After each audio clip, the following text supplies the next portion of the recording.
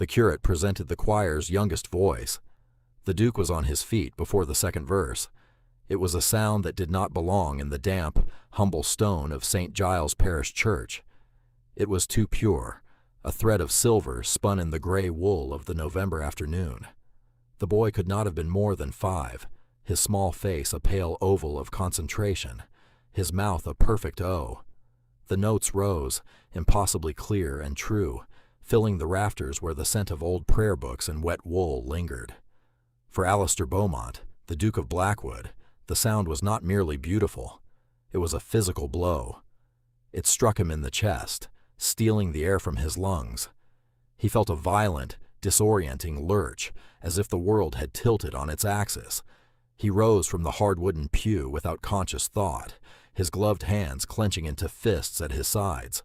The villagers around him, farmers and shopkeepers and their wives, glanced at the grand stranger in their midst, their curiosity momentarily eclipsing their piety.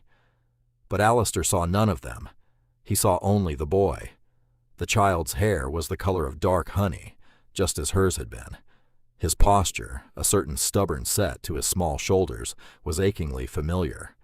And then the boy, momentarily distracted by the commotion of a man standing abruptly in the middle of a hymn, turned his head. His eyes, wide and startled, met the Duke's. They were the Blackwood eyes, a startling, crystalline blue, the color of a winter sky, so distinctive they were practically a signature of his ducal line. They were the eyes Alistair saw in his own reflection every morning, the eyes that had stared back at him from his father's portrait, and his grandfather's before that. They were the eyes of his son, a son he never knew he had. In that instant, the last 5 years of his life collapsed into a single, searing point of agony and regret. The cold, silent halls of Blackwood Manor, the cloying presence of his aunt, Lady Clarissa, the endless nights with a brandy glass for company, the gnawing, shapeless guilt that had become his only constant companion. It all coalesced into this one impossible, undeniable truth. He had been a fool, a blind, arrogant, monumental fool. And sitting in a pew 3 rows behind the choir, her face pale and her body rigid with shock, was the architect of his ruin and the ghost of his heart. Eleonora, his wife, his duchess, the woman he had cast out into the wilderness with a wordless, unforgivable silence. Her hands were clasped so tightly in her lap that her knuckles were white. She was thinner, worn by a life he could not begin to imagine, but it was her. The terror and fury in her eyes were a fresh wound. The boy's voice faltered. The silver thread broke. The hymn dissolved into a confused murmur from the rest of the choir. The curate, a reedy man named Mr. Davies, looked from the boy to the Duke in bewilderment. The world rushed back in, a cacophony of shuffling feet and whispered questions. But for Alistair, there was only a profound, ringing silence, the silence of his own failure, a sound far more deafening than the loudest accusation. He had come to this forgotten corner of Wessex on the slimmest of leads from his investigator, a whisper of a woman fitting a description, living under a borrowed name.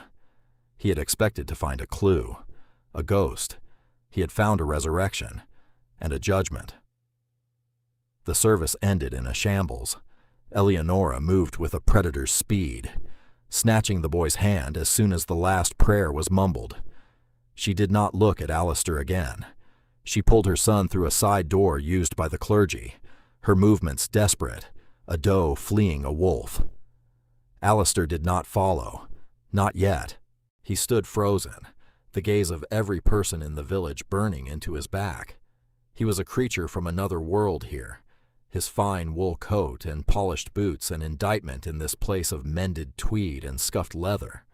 He felt their judgment, their protective suspicion closing ranks around the woman they knew as Mrs. Ellen and her boy, Thomas. He had lost the right to run after her 5 years ago. He had lost every right. Now all he could do was stand in the ruins of his own making and begin the impossible work of atonement.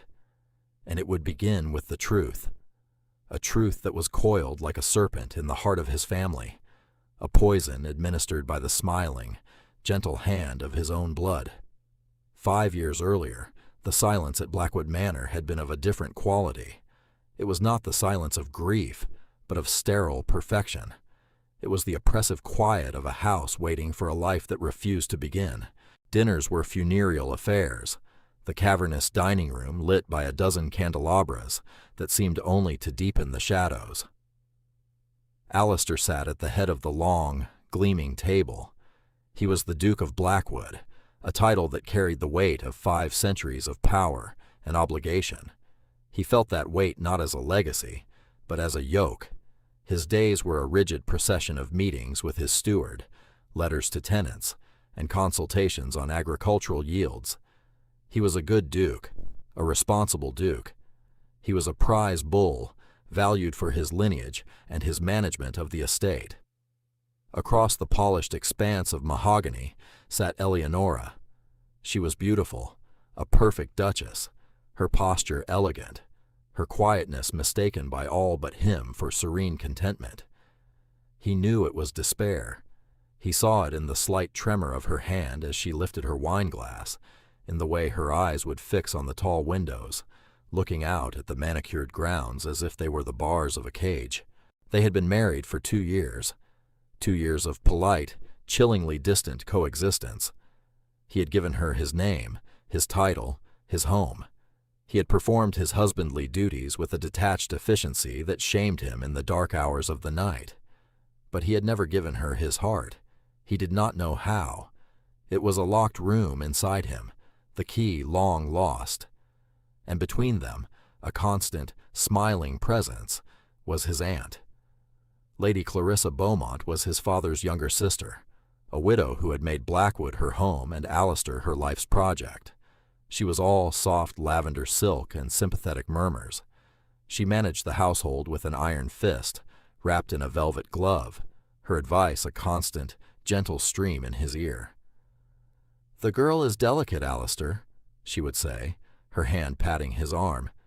"You must not overwhelm her. She is not of our robust stock." "She seems tired," he would reply, watching Eleonora across the room. "It is the strain, my dear, the pressure to produce an heir. It weighs on these fragile creatures. Give her time. Be patient." He had been patient. He had been distant. He had allowed Clarissa to become a buffer between him and his own wife, a translator for a language he ought to have learned himself. He saw Eleonora's growing pallor, her withdrawal. He mistook it for the melancholy of a barren wife, a diagnosis Clarissa had sorrowfully whispered to him months before, claiming it came from a place of female confidence Eleonora had shared with her. He was a fool. He saw that now, standing in the cold nave of St. Giles. Eleonora had not been barren. She had been pregnant, with his son. The weariness, the pallor, the moments of quiet nausea he had so carelessly ignored, they were not signs of failure. They were signs of life, a life he had allowed his aunt to extinguish from his world. The breaking point had come at the annual Blackwood Ball. It was the pinnacle of the local social calendar, a night of crushing obligation and forced gaiety.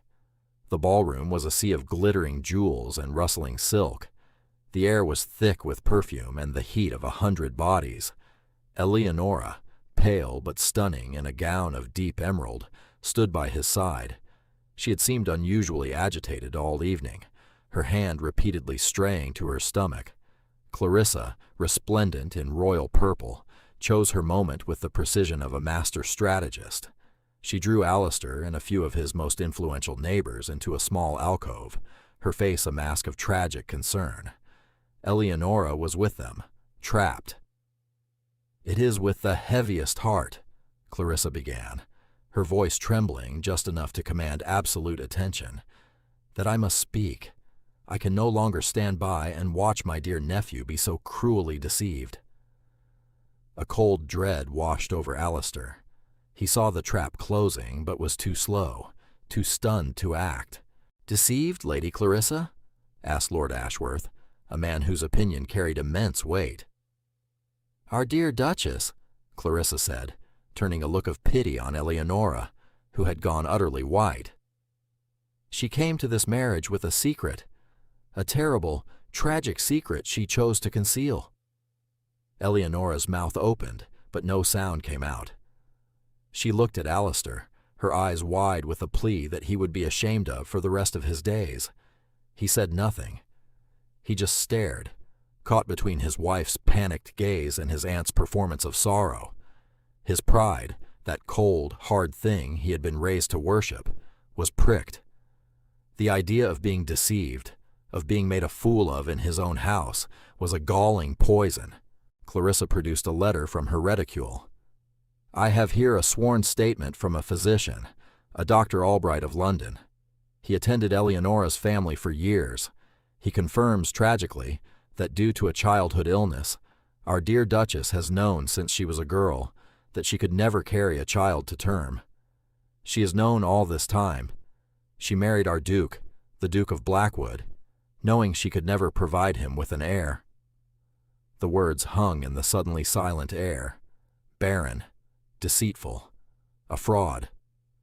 The assembled guests stared, their faces a mixture of shock and morbid fascination.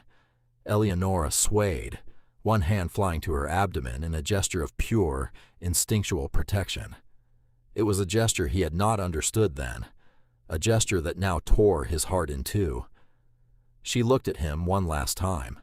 Her eyes were not pleading anymore. They were filled with a cold, clear, devastating contempt. He had failed her, in the most public and humiliating way possible. He had stood by and allowed his honor, and hers, to be shredded. His silence was his complicity. His silence was his verdict. She did not scream. She did not cry. She simply turned, her back ramrod straight, and walked out of the alcove. The sea of guests parted before her as if she were a leper. She walked the length of the ballroom, head held high, and disappeared up the grand staircase. The music had faltered and died. The only sound was the rustle of her emerald silk. He had let her go. He had stood there, frozen in his own wretched pride and confusion, and let her walk away. Later that night, he had gone to her rooms. They were empty. The emerald gown was pooled on the floor like a shed skin. On the vanity, gleaming under the gaslight, lay the Blackwood sapphire, a necklace of staggering value worn by the duchesses for generations. It was a statement, a severing. She was gone. In the morning, they discovered a small amount of cash missing from her private accounts, and one of her maids had vanished. There was no note, no final appeal, just a profound and terrifying absence. Clarissa had been the soul of consolation. The shame was too much for her, poor thing. It is for the best, Alistair. The scandal will die down. You are free now. You can find a suitable wife, one who can do her duty. For a time, he believed her. He was numb, wounded, his pride a gaping sore. He allowed the story to be whispered. The Duchess, unable to cope with her tragic infertility, had retired from society, her whereabouts a delicate family matter. It was a lie that solidified into truth with each passing month. But the freedom Clarissa had promised felt like a prison. Blackwood Manor grew colder, quieter. The ghost of Eleonora was in every room. He started drinking more heavily. He saw the triumph in Clarissa's eyes when she thought he was not looking. He saw her wearing a new diamond bracelet, saw her taking over the running of the estate with an air of ownership that began to grate on him. The doubt started as a tiny seed. A year after Eleonora left, he found a book of her sketches. Hidden in the back was a drawing of a baby's cradle, rendered with such love and longing it made his throat ache. It did not look like the work of a woman who had accepted her barrenness. He began to think, really think. He remembered the protective gesture at the ball. He remembered her pallor, her fatigue. He started to question everything. Why had he never met this Dr. Albright? Why had Clarissa been the one to receive the letter?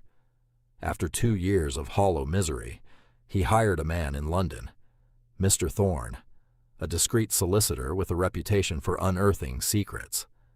He gave Thorne one instruction: find the truth, all of it. Thorne's reports had come in slowly over the next 3 years. There was no Dr. Albright at the address Clarissa had provided. The man had never existed.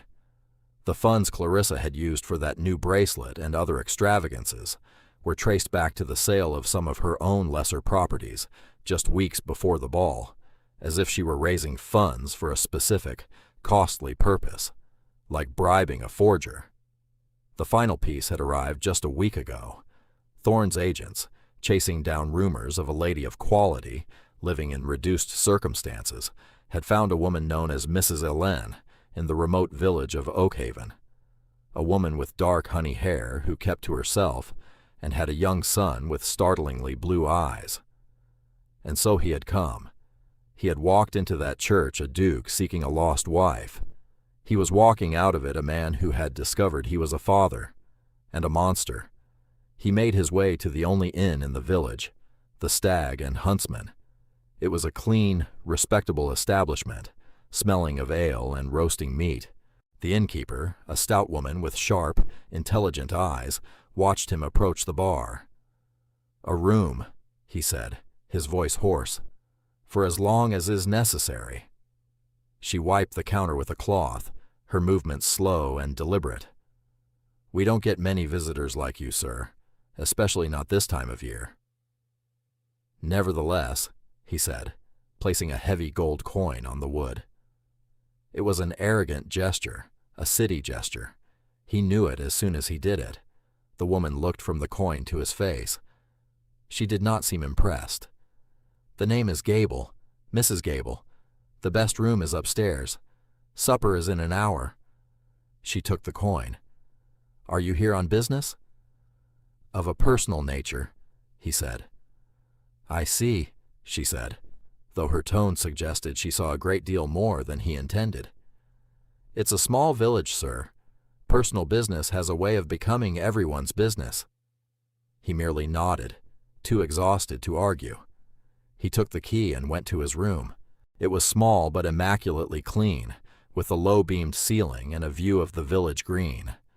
He stood at the window, watching the gray afternoon fade into a damp twilight. He saw a woman hurrying across the green, a small boy's hand held tight in hers. Eleonora. She was bundled in a plain wool cloak, the hood pulled low, but he knew her walk. The boy had to trot to keep up. He watched until they disappeared into a small cottage on the far side of the green, a plume of smoke already rising from its chimney. He imagined the scene inside, a fire being lit, a simple meal being prepared, a mother putting her son to bed, a life, a whole life built in the rubble of the one he had destroyed. He felt a wave of such profound loss that he had to grip the windowsill to keep from falling. This was his punishment, not to find her dead or destitute, but to find her whole and self-sufficient, to find she had created a world that had no need of him, and at its center was his son, a boy who did not know his own name, his own father. He had to get her to listen to him.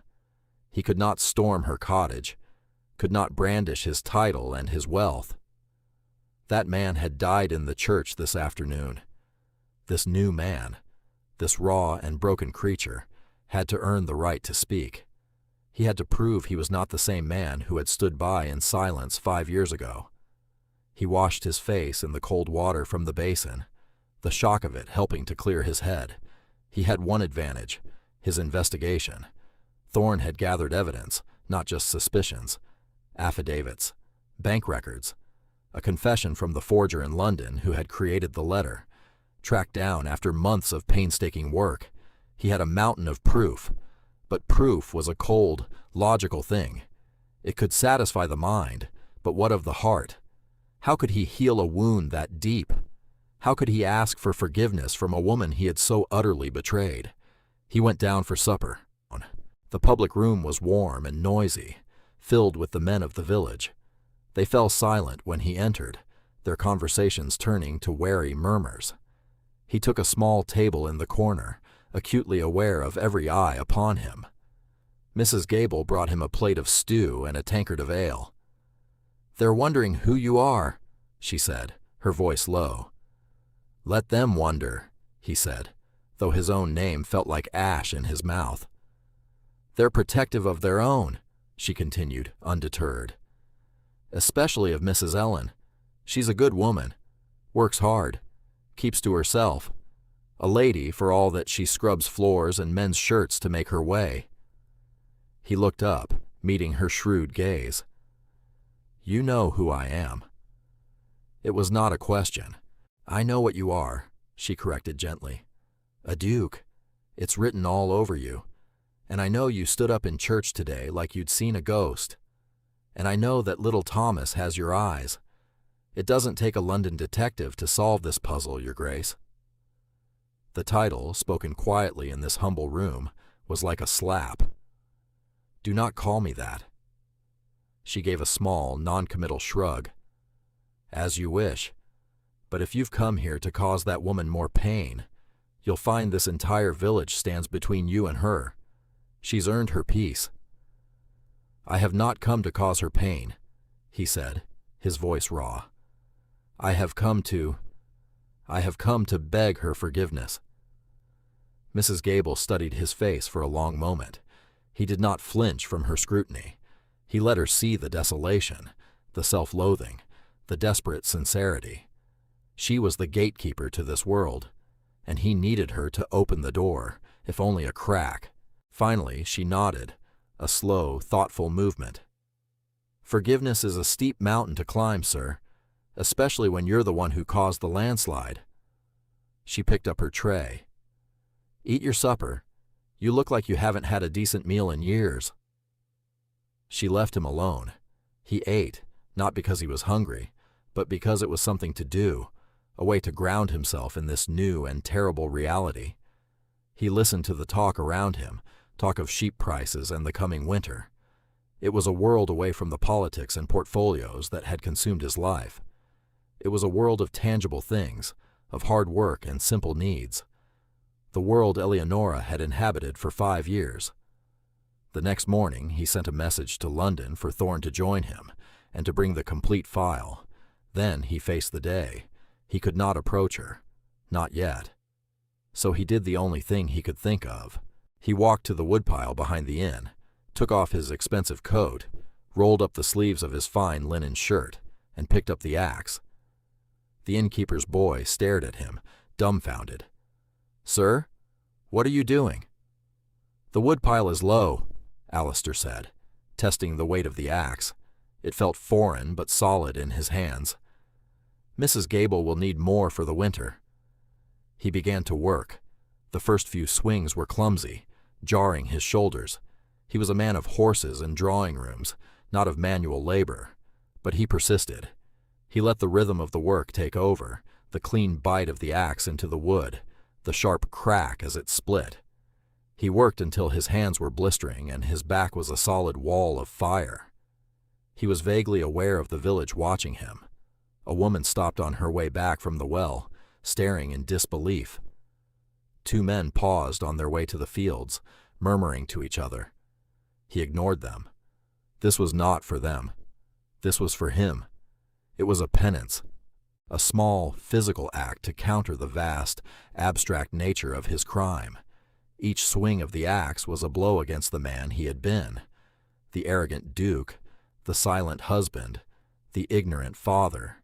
He worked all day, stopping only when Mrs. Gable brought him a mug of water, her expression unreadable. By late afternoon, the woodpile was neatly stacked and twice its original size. He was covered in sweat and sawdust, his shirt stained, his hands raw and bleeding. He felt a profound, bone-deep exhaustion that was cleaner and more honest than any fatigue he had ever known. As he was washing at the pump in the inn-yard, sluicing cold water over his head and neck, he saw her. Eleonora. She was standing at the edge of the green, a basket of laundry on her hip. She was not looking at him, but she was aware of him. He could feel it. She spoke to her son, who was playing nearby, and then turned and walked resolutely back to her cottage. She had seen him. She had seen him not as a duke, but as a man doing a day's hard labor. It was a start.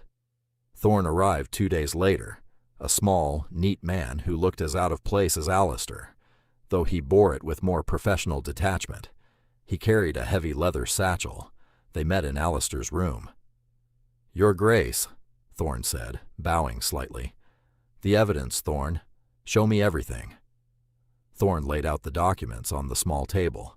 The forger's signed confession, the bank drafts showing large withdrawals from Clarissa's accounts, the testimony from Eleonora's childhood physician, a kind old man long retired in the country, who swore she had always been in perfect health, and the most damning piece, a letter from a disgruntled former maid of Clarissa's who had been dismissed shortly after the ball. She wrote that she had overheard Lady Clarissa boasting to her own lady's maid about her cleverness, how she had finally removed the obstacle and secured the future of the estate for the true Beaumont line. It was all there, a meticulous, cold-blooded conspiracy. "She wanted me to divorce Eleonora," Alistair said, his voice flat. "She would then have pushed me to marry some pliable girl of her choosing, and she would have remained the true mistress of Blackwood." "It would appear so, Your Grace," Thorne said. "Her motive was power, pure and simple." "And my son," Alistair whispered, the words still strange and painful on his tongue. "She would have erased him." He now had the weapons he needed to destroy his aunt. But his war was not with her. Not yet. His war was for the heart of the woman in the cottage across the green. He took the file from Thorne. "Wait at the inn. I must do this alone." He walked across the green, the leather satchel heavy in his hand. The villagers who saw him fell silent, their eyes following him. He felt like a man walking to the gallows. He reached the cottage. It was small, but well kept, with a tiny garden where winter cabbages grew. He could hear the faint sound of the boy's laughter from inside. He raised his hand to knock, then hesitated. His heart was hammering against his ribs. What if she slammed the door in his face? What if she refused to even look at the proof? He deserved it if she did. He took a deep breath and knocked. The laughter inside stopped. There was a long silence, then the sound of footsteps. The door opened a few inches. Eleonora stood there, her face a pale, guarded mask. She was holding a heavy iron poker in her hand. "Go away," she said, her voice low and trembling with a rage she was barely holding in check. "Eleonora, please," he began. "Just 5 minutes. Let me show you this. It is the truth of what happened." "The truth?" She laughed, a bitter, broken sound. "I know the truth. The truth is you stood there and let her destroy me. The truth is you watched me walk out of that room and did nothing. The truth is you abandoned me." "No," he said, his voice cracking. "I betrayed you. There is a difference. Abandonment is careless. What I did was a choice. A terrible, unforgivable choice, born of pride and stupidity. But I was deceived. We both were. Please, let me show you." He held out the satchel. Her eyes flickered from his face to the bag. She saw the desperation in his eyes, the utter lack of his former ducal arrogance. He was not commanding her. He was begging. Behind her, a small voice piped up. "Mama? Who is it?" Thomas appeared at her skirts, peering around her at the tall stranger. He had a smudge of jam on his cheek, and his blue eyes were wide with curiosity. Alistair's breath caught in his throat. The boy was the living image of him at that age. Eleonora's body went rigid. She pulled Thomas behind her, shielding him. The sight of them together, mother and child, a fortress of two against the world, against him, was the most painful thing he had ever seen. "Please, Eleonora," he whispered, "for his sake. He deserves to know the truth. He deserves to know his name." That struck home. He saw a flicker of uncertainty in her eyes. Her life here was a lie, a necessary one, but a lie nonetheless. She was denying her son his birthright, not out of malice, but for his protection. She stared at him for a long, agonizing moment. The poker did not waver. Finally, With a ragged sigh that seemed to tear from the depths of her soul, she stepped back. 5 minutes, she said, her voice like ice. And if you upset my son, I will use this. I swear I will. He stepped over the threshold. The cottage was one room, clean and spare. A fire burned in the hearth. A small table was set for two. On a rug by the fire sat a half-finished wooden bird, a carving knife beside it. It was a home, warm, loving, and real. It was everything Blackwood was not. Thomas stared at him. "Are you the man from the church?" Alistair's throat was too tight to speak. He knelt, slowly, so as not to frighten the boy. He was now at the child's eye level. He could see the fine, dark lashes, the curve of his cheek. "Yes," Alistair managed to say. "I am." "Mama was angry at you," Thomas stated with the simple, brutal honesty of a child. "Yes," Alistair said, not looking at Eleonora. He looked only at his son. "She has every right to be." Eleonora watched him, her arms crossed, her face stony. "Your 5 minutes are wasting, Your Grace." The title was a weapon, meant to put him back in his place, to remind him of the gulf between them. He rose slowly and placed the satchel on the table. He did not open it. "Her name is Clarissa," he said quietly. "My aunt. She planned it all. The doctor was a fiction. The letter was a forgery. Her accusation was a lie, designed to separate us so she could control Blackwood. She never imagined you were carrying my son. This changes everything." Eleonora's expression did not change. "Words are cheap. You had words you could have spoken 5 years ago. You chose silence." "I know," he said, "and I will live with that choice for the rest of my life. But this is not words. This is proof." He gestured to the satchel. "A signed confession from the man she paid to forge the letter. Bank records, witness statements. It is all there. I did not come here to ask for your forgiveness. I know I have not earned it.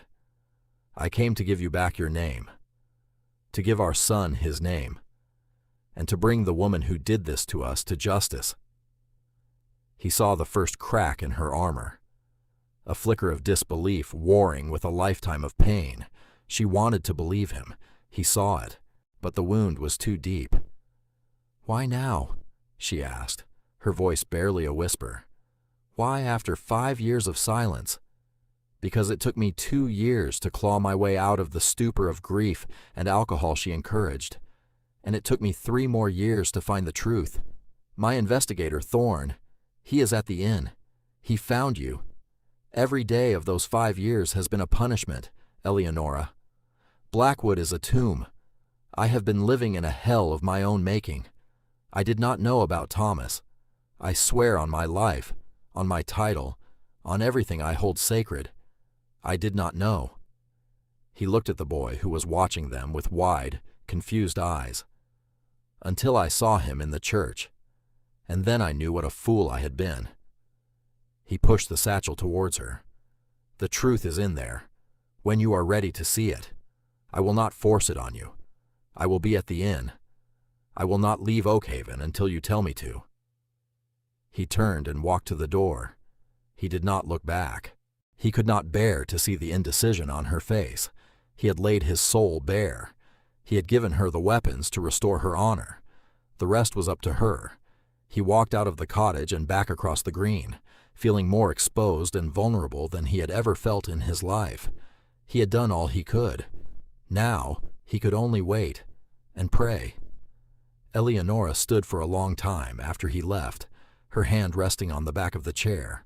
The satchel sat on her table, a dark, leather-bound object that held either the truth or a more elaborate lie. Her heart was a battlefield. The rage of 5 years of hardship, of lonely nights and fearful days, fought against the desperate, flickering hope that his words were true.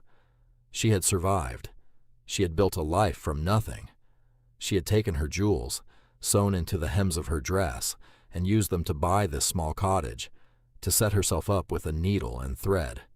She had become Ellen, the quiet widow. She had scrubbed floors, washed other people's linen until her hands were raw, and sat up late into the night sewing for the squire's wife, all to keep a roof over her son's head.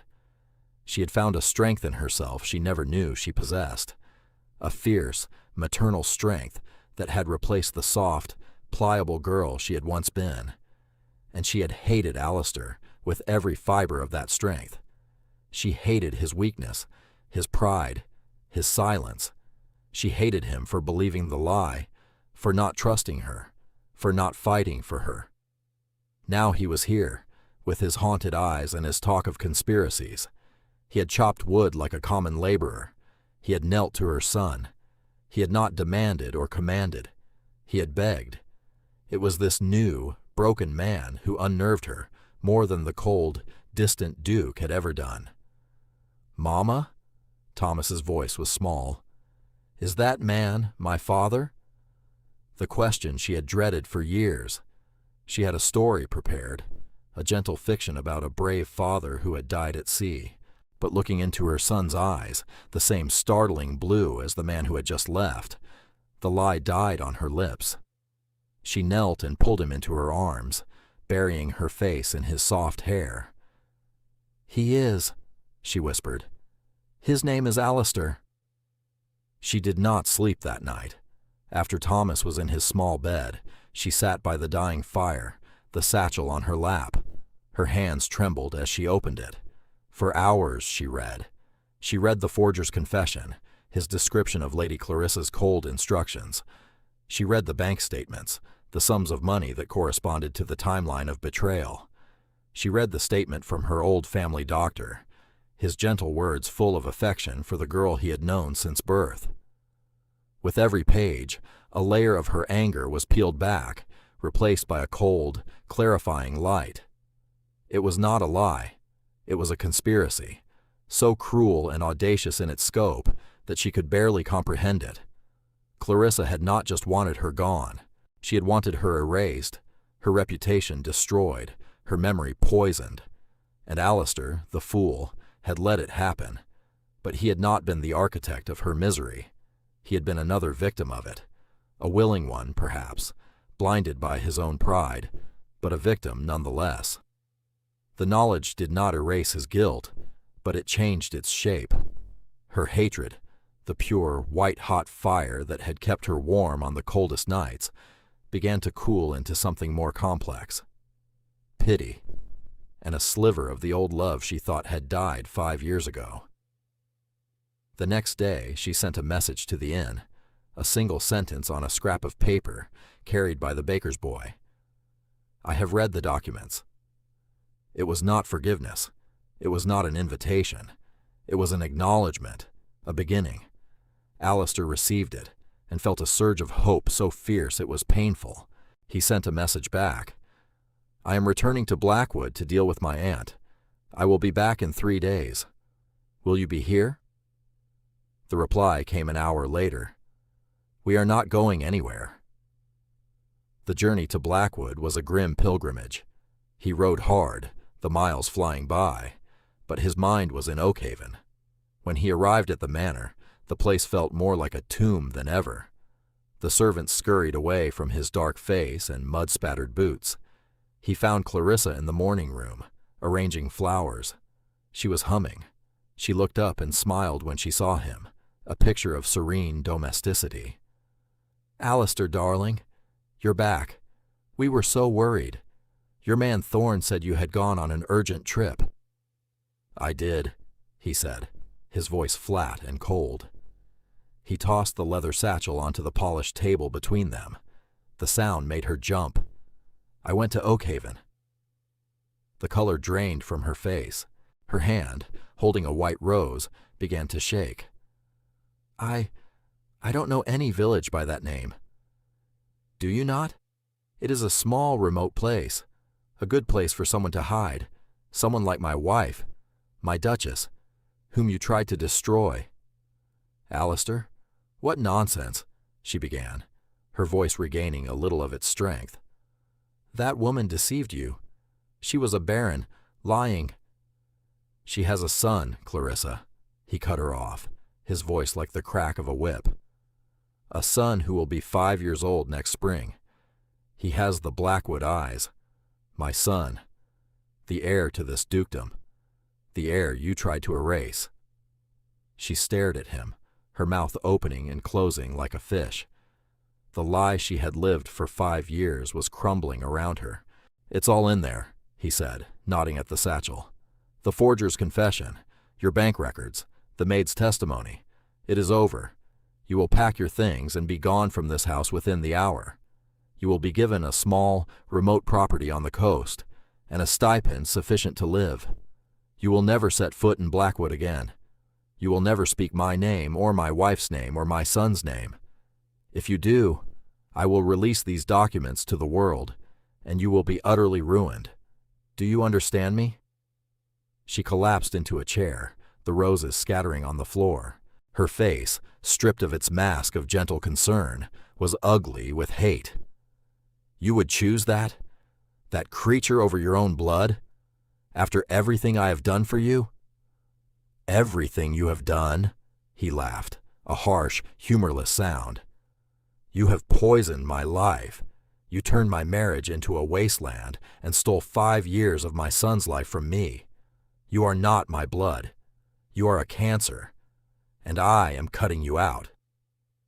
He turned and walked away, leaving her amidst the ruins of her ambition. He did not watch her go. He went to Eleonora's old rooms, which he had kept locked for 5 years. He opened the doors. The air was stale, thick with dust. On the vanity, exactly where she had left it, lay the Blackwood sapphire. He picked it up. It was cold and heavy in his hand, a beautiful, meaningless thing.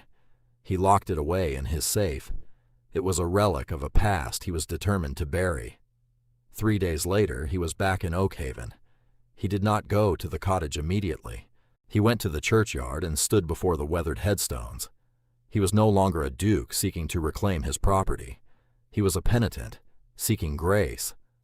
He had sent word ahead, not to her, but to Mrs. Gable, along with a significant sum of money and instructions. That evening, as dusk fell, he walked to the cottage. This time the door was unlocked. He pushed it open. Eleonora was standing by the fire. The room was clean and the small table was set for one. Her face was calm, her eyes searching his. "It is done," he said. "She is gone." She nodded slowly. "And what now?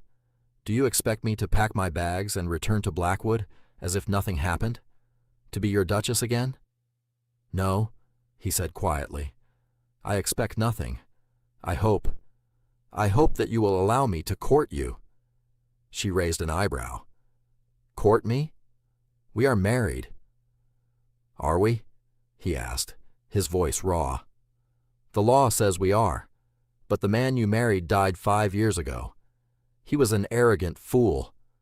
I am asking if you would be willing to get to know the man who has taken his place, a man who will spend the rest of his life trying to be worthy of you and of our son." He took a step closer. "I do not want a duchess, Eleonora. I want a wife, a partner, a friend. I want my son to know his father.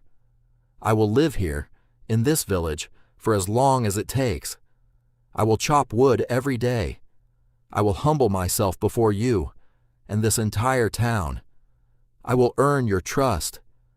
If it takes the rest of my life, I will earn it." A tear traced a path down her cheek, the first tear he had seen her shed. "You would give up your life at Blackwood? For us?" "Blackwood is just stone and land," he said, his voice thick with emotion. "It is meaningless without you. You and Thomas are my life. I was just too blind to see it." He did not touch her. He just stood there, his heart in his eyes, letting her see all the broken, repentant pieces of him. She looked away, towards the small, curtained-off alcove where Thomas was sleeping. "He asks about you." "What do you tell him?" "I tell him his father is a good man who made a terrible mistake, and who is trying very hard to fix it." Hope, fragile but fierce, bloomed in his chest. Is he? She looked back at him, and for the first time in 5 years, he saw not anger, not pain, but a glimmer of the woman he had first fallen for, a glimmer of forgiveness. He is, she said softly. It was not a resolution. It was a beginning. He stayed at the inn. He did not push. He did not demand. He brought her flowers from the woods. He left a finely carved wooden horse on her doorstep for Thomas. He sat in church every Sunday, several rows behind them, content just to be in the same room. Slowly, the village thawed towards him. They saw his patience, his humility. They saw the way Eleonora's shoulders began to relax, the way a small smile would sometimes touch her lips when she saw him talking quietly with her son on the village green. The courtship was slow, tentative. They took walks along the river. They talked for hours, not of the past, but of the future. He learned about the life she had led, the hardships she had endured, the strength she had found. He fell in love with her all over again, not with the perfect, silent duchess, but with this strong, resilient, incredible woman. One evening, nearly a month after his return, he came to the cottage. Thomas was asleep. Eleonora was mending one of the boy's shirts by the fire. She was wearing her plain work dress, but on a thin chain around her neck, he saw the glint of gold. It was her wedding ring.